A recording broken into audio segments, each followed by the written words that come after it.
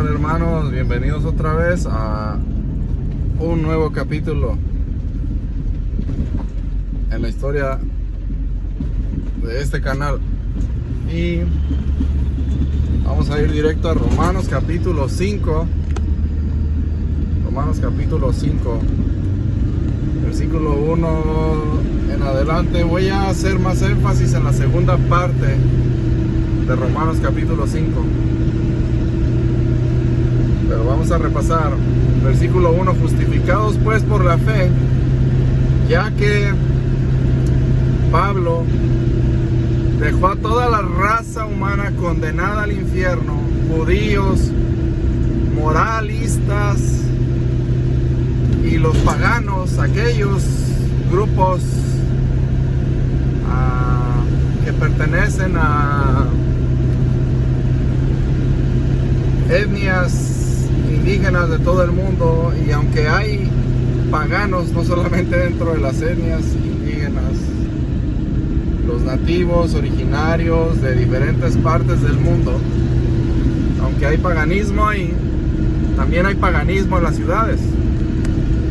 Hay paganismo en la Ciudad de México, hay paganismo en la ciudad de Monterrey, hay paganismo en extremo en la ciudad de Guadalajara, en la ciudad de Morelia, en la ciudad de Chihuahua, en la ciudad de Tijuana, hay paganismo en la ciudad de Nueva York, hay paganismo por todos lados, hay paganismo en China, hay paganismo en Afganistán, Uzbekistán, Rusia, Japón, por todos lados hay paganismo.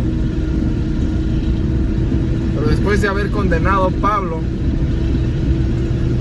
a todos ellos y dejar en claro que todos estamos fritos por cuanto todos hemos pecado, todos nos descarriamos, todos tomamos la decisión de apartarnos de la verdad con la que nacimos, fuimos creados a imagen y semejanza de Dios, sabiendo lo incorrecto y lo correcto. Sin embargo, fallamos a ese cometido. Y luego los morales que creen que la están armando con su moralidad, Pablo dice no, pues tampoco los morales. Y luego enfrenta a los judíos y le dice no, ustedes tampoco, porque les está faltando, y de hecho nunca lo van a lograr. Eso llega hasta el capítulo 3. Y como los judíos decían, no, eso nada que ver, porque pues la salvación, la justificación tiene que venir por medio de la ley, de cumplir la ley, de obedecer los mandamientos, de seguir las costumbres judías, de hacerse un judío, un prosélito por lo menos, si no es judío de nacimiento. Entonces Pablo mete el capítulo 4 y dice, ok, ustedes dicen que no hay justificación por medio de la fe, que no hay justificación por gracia y por fe. Entonces, como ustedes le dijeron a Jesucristo, no lo dice allí en Romanos, pero podríamos pensar que Pablo también en su mente tenía esta idea de que los judíos en un momento le dijeron a Pablo, nosotros tenemos a nuestro padre Abraham como nuestro padre. Y para decir con eso, que con eso ya bastaba la salvación, que al ser descendientes de Abraham, ellos estaban asegurados en su salvación. Y luego ya Pablo pasa y analiza toda la vida pues en un resumen, analiza la vida de Abraham. Dice, ok, vamos a examinar a Abraham. Vamos a ver qué rollo con Abraham. Y básicamente dice Pablo en Romanos 4 que Abraham fue justificado por la fe, por medio de la fe. Por gracia, por medio de la fe. O sea, y dice que Dios declaró la fe de Abraham algo que no era. La fe de Abraham no era justicia, la fe de Abraham no era nada, no valía nada. Pero por el hecho de haberle creído a Dios en su promesa, Dios toma la fe de Abraham y la declara justicia, algo que no era. En eso Dios no perdió nada de su soberanía, para que no se traguen esas mentiras que les andan diciendo por ahí. No perdió nada de su soberanía. Al contrario, está ejerciendo toda su soberanía a todo vapor, en toda su expresión. Él le dice a alguien, ¿sabes qué? Si me crees esto que te prometo, te doy salvación. ¿Quién está iniciando la fe? Dios. ¿Quién está iniciando el asunto de prometer salvación por medio de la fe en Jesucristo? Dios. Y cuando ve que la persona le cree, dice, ok, lo voy a hacer. La decisión de acercarse a la persona es de Dios. La decisión de hacer la promesa es de Dios. Y la decisión de justificar es de Dios. La persona dice, ok, yo creo que Dios es capaz de hacerlo. Eso no tiene nada de... El que deposita o pone su confianza en lo que Dios puede hacer, no en su fe, ni en algo que hizo, entonces, básicamente eso dice Romanos capítulo 4. Y habla de David, y dice David, también habló de esta bienaventuranza, de esta bendición, de esta gracia, de ser salvados por medio de la fe, por gracia. En aquel tiempo no se hablaba de Jesucristo como tal, pero se hablaba de una promesa de un libertador. Y ellos, tanto Abraham y todos los creyentes que vemos que aparecen en el Antiguo Testamento, todos ellos confiaron en que Dios era capaz de declarar a los justos. Eso es lo que creyeron, que Dios era capaz de declarar a los justos. Abraham creyó que le podía dar un hijo, y al ver Dios la fe de Abraham, que le confiaba, que no decía como los que no son creyentes de Dios, que dudan del poder de Dios, que dudan de la capacidad de Dios, o que están intentando ganarse el favor de Dios de diferentes maneras, están humillando a Dios, ofendiendo a Dios, pensando que ellos pueden lograrse la salvación.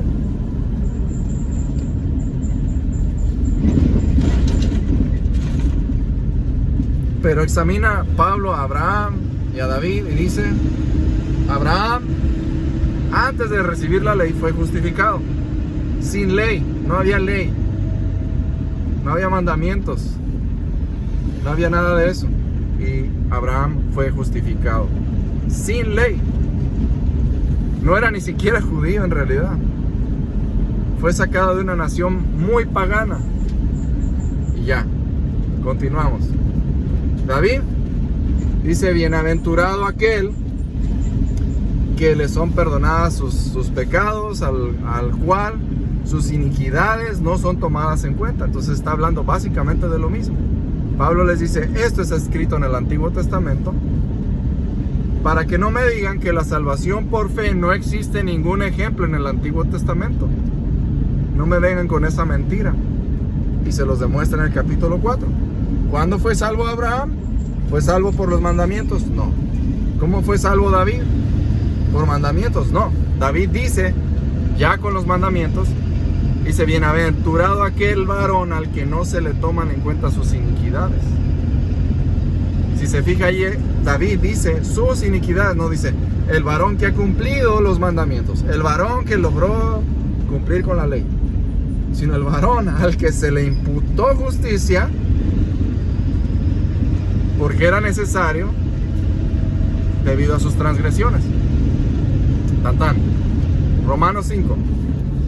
Ahora ya dice, bueno, ustedes decían que no se puede ser justificado por medio de la fe, por gracia. Sí, se los demuestra en el 4. En el 5 dice, bueno, ahora que ya les establecí y les di los fundamentos bíblicos en el Antiguo Testamento de que sí existe una justificación por fe. Cuando digo por fe, no es que la fe se ofrece para salvarse, sino la idea de que Dios no utiliza la gracia, su gracia, para traer fe de las personas y salvarlas. Eso es lo que les dice Pablo en Romanos 4. Sí hay ejemplos en el Antiguo Testamento, se lo deja claro. Entonces hay eso de que la dispensación de la gracia y la dispensación de la ley, ¿dónde queda? Porque siempre ha sido por gracia. Siempre ha sido por gracia. No se dejen engañar tampoco por eso. El asunto de que los judíos tenían las leyes también tiene otro propósito, pero la salvación siempre ha sido por gracia. Justificados pues por la fe, haberle creído a Dios, tenemos paz para con Dios por medio de nuestro Señor Jesucristo. Había una guerra entre Dios y nosotros, ya se acabó. por quien también tenemos entrada por la fe a esta gracia. Por Jesucristo tenemos entrada por medio de la confianza en Él, por medio de la fe, lo que no les gusta a los calvinistas. Por medio de esa fe es un medio de transporte para que Dios traiga su gracia. No les gusta, pero así dice la Biblia. No es una obra.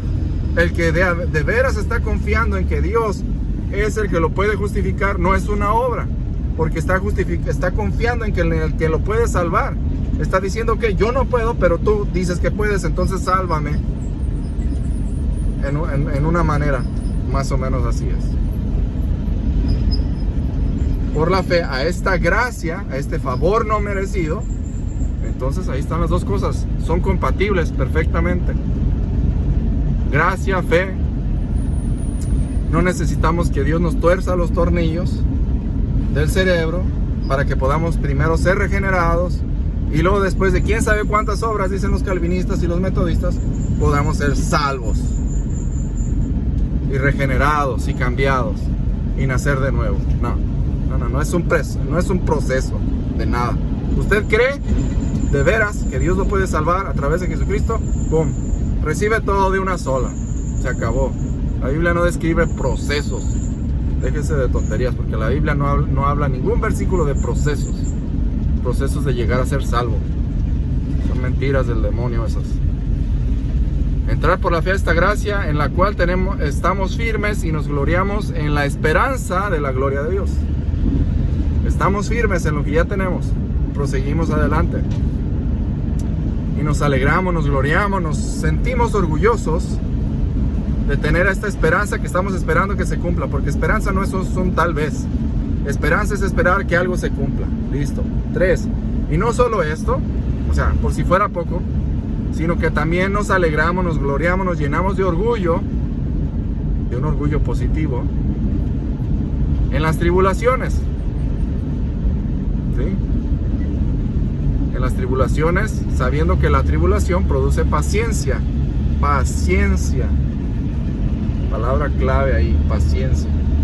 Las tribulaciones producen paciencia. En este proceso de vivir por fe, confiando en Dios ahora que ya somos salvados, en este proceso de ser transformados a la imagen de Cristo, en ese proceso hay tribulaciones, hay angustia, hay dolores, hay pruebas. Dice, la tribulación produce paciencia y la paciencia prueba y la prueba esperanza. Y la esperanza no nos debe avergonzar. En este proceso de esperar a que Cristo venga, de esperar a que Cristo venga por su iglesia, en este proceso de tal vez morir y ir allá a la presencia de Dios, estamos en un proceso de adquirir paciencia. Y la paciencia no es tranquilidad, no es otra cosa más que seguir adelante en las labores que Dios nos quiere tener dentro de su iglesia o como su iglesia. Estamos en un proceso y hay pruebas y hay tribulaciones, pero tenemos una esperanza, esperamos algo que se va a cumplir. Dice, no nos debemos avergonzar porque el amor de Dios ha sido derramado en nuestros corazones. ¿Qué más queremos? Y la paciencia no avergüenza, porque el amor de Dios ha sido derramado en nuestros corazones, versículo 5, por el Espíritu Santo que nos fue dado a los creyentes. Porque Cristo, cuando aún éramos débiles, cuando todavía éramos débiles, fíjense bien, esta le duele a los calvinistas, que sacan sus doctrinas de el Tulip, sacan sus doctrinas de libros de teología, sacan sus doctrinas de un doctor de teología, sacan todas sus doctrinas de dichos y frases de calvinistas, pero no las sacan de la Biblia. Y usan la Biblia en la manera que les conviene y en la manera que les gusta. Sus citas más famosas para soportar el calvinismo vienen de los calvinistas, no vienen de la Biblia. Lo puedo demostrar y ese podría ser para otro tema, y es larguísimo. Ahí, es larguísimo. Tengo un libro así de grueso. libro así de grueso mío que quisiera tratar, pero esos son muchísimos videos para que deje de estar engañado en la mentira del calvinismo y de otras cosas también. Bueno, cuando todavía éramos pecadores, los calvinistas dicen que Dios no ama al pecador y que no lo quiere, que lo odia de hecho, porque hay unos versículos que dicen que Dios odia lo malo y etcétera, etcétera. Entonces que hasta que no lo regenere, hasta que no lo salve, entonces ahora sí ya lo puede amar, ya salvado. Eso es lo que muchos dicen.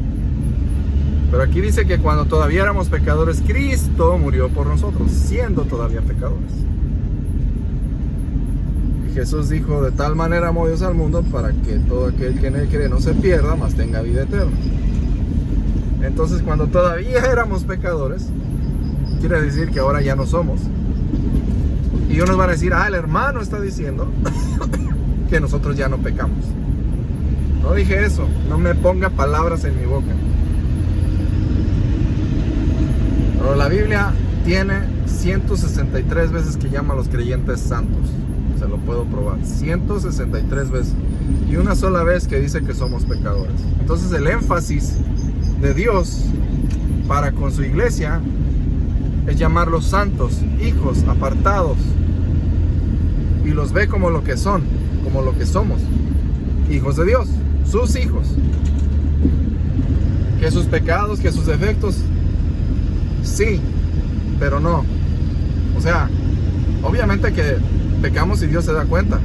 Obviamente que no le gusta. Pero eso no cambia nuestra posición con Dios y no nos dice que tenemos ese título de pecadores. Pecamos y no nos debemos engañar cuando lo hacemos, dice Juan capítulo 1 versículo 9. Pero aquí dice: cuando éramos pecadores, quiere decir que Dios ya no nos ve así. No les gusta. A los que están en contra de la verdadera gracia de Dios, no les gusta. Pero así es. Cuando éramos pecadores y débiles, a su tiempo Cristo murió por los impíos. Y tal vez alguno apenas moriría por un justo. Con todo esto, aún así, a pesar de todo esto, pudiera ser que alguno moriría por alguien bueno. Pero ¿quién va a morir por una persona mala? Nadie. Bien fácil.